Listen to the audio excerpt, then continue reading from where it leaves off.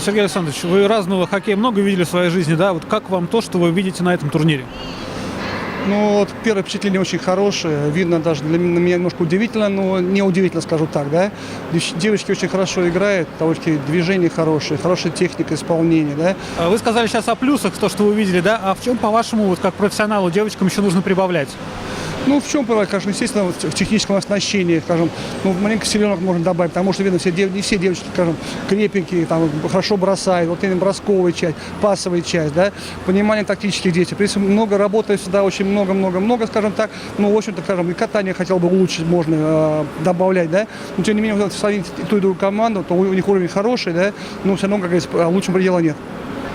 По поводу турнира в целом, как вам идея вот, турнира «Олимпийские надежды» вот именно для девушек-подростков, да, и какое у турнира будущее, на ваш взгляд? Ну, я думаю, хорошие турниры всегда и лучше побольше, почаще проводить.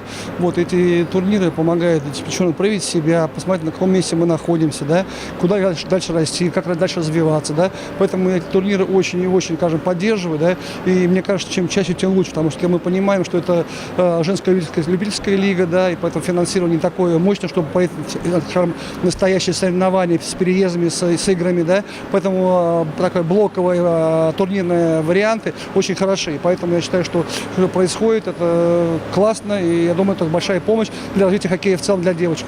Ну, вот для меня лично сюрпризом стала довольно обширная география, то есть от севера России до Сибири. Как вам?